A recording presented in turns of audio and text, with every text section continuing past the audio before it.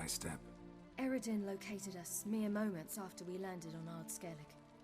Soon after, he and his riders surrounded us. I thought it was over, the end. Turned out Eredin had other plans. He produced the phylactery, uncorked it.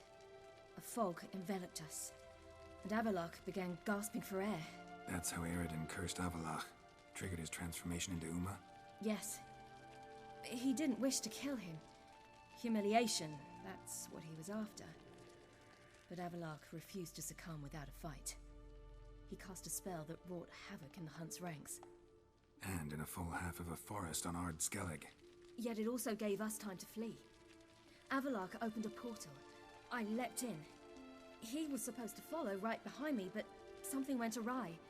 Impaired by the curse, he failed to reach the portal in time. We had agreed that if anything went wrong and we were separated, we would meet at his hideout in Velen.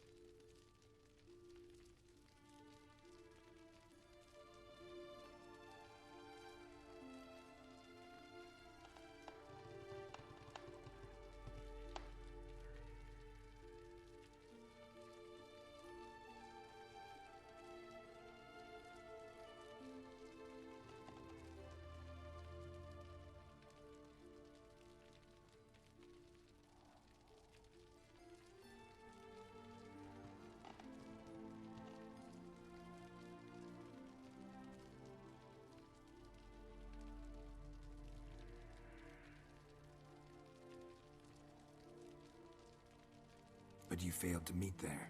Yes, we failed to. Once through the portal, instead of at Avalok's hideout, I landed right in the middle of Crookback Bog. I barely escaped the crones. And then there was the Baron. You know, he took me hunting. I killed a wild boar with my sword. I heard. A coincidence, really. I had no desire to hunt that day, but it felt wrong to refuse. I'd taken nothing remotely resembling a hunting weapon. I simply hadn't intended to hunt. I was wandering through the forest, breathing deep the air. And then I heard a strange sound. Unsettling. Boar attacked you? Mm-hmm. Big as a bison, and lumbering straight at me. And all I had was my sword. Had to manage. Did just fine, judging by how the Baron's men remember it. Simple soldiers, the whole lot. But we got along splendidly. A shame I had to leave. Flee. But I didn't want to bring the Wild Hunt down on them. Apart from which, I knew by then the curse was progressing. So instead of looking for Avalok, I decided to find you and Yen.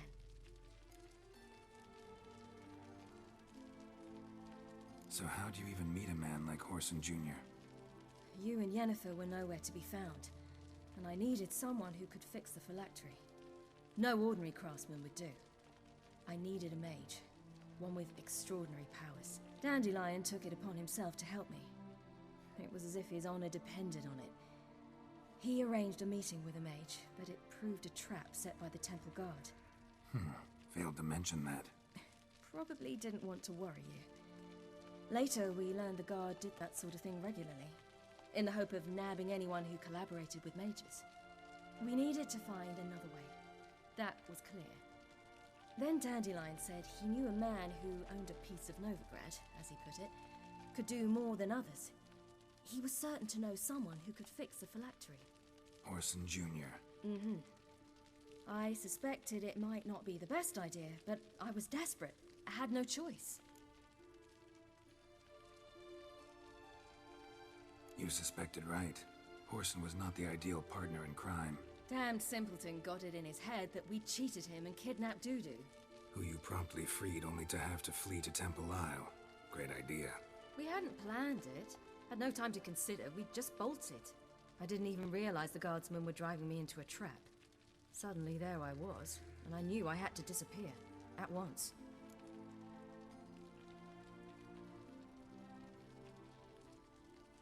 And that's when you landed back in Skellige. The shore of Hindisfjall. The first pleasant place that came to mind. Hjalmar and I used to swim there. Wait, so you actually wound up there by accident? I thought you and Avallac'h had arranged something. No, he simply sensed me use my power. Just as Eredin can sense where I am, where I travel. In fact, Eredin arrived soon after I did. His riders in tow. Once again, things happened quickly. Lofoten, the Hunt's attack, my flight. And then, dreams. Just dreams.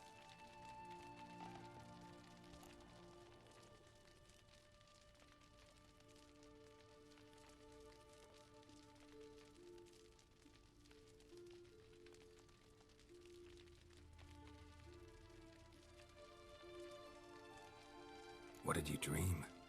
I've had nothing but nightmares lately. Pretty horrible. Likewise, for the most part. In one, a monster grown from a stillborn child chased you. Ugh, that was horrible. Had a few nice dreams. For example, in one we sat around a fire, drinking good wine, and all around people danced and laughed. I like that one a lot better. Me too. But these dreams, and the others, ended in some tower. No matter what I dreamed, in the end, I would enter a tower. Recognize it? Know where it might be? Not sure. I don't think so. But there was something familiar about it. And something terrifying. The tower was stark and dead. But at the same time, I felt I had to enter it. Did you? No. Dreams all ended with me searching for the entrance. And the last time, instead of the tower, I saw your grizzled face. If not for the scar over your eye, I'd have thought I was still dreaming.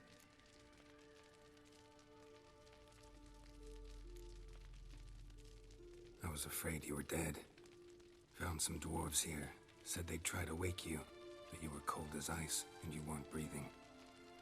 And yet you came in. Who listens to dwarves these days? Speaking of which, they're probably getting antsy. We should go. Got a boat on the beach. Once we land, we'll head for Kaer Morhen. On horseback. Right. Conventional means of travel. They're just better. Though a portal would be quicker. And draw Eredin to us immediately. Rather not risk it. Besides, I hate portals.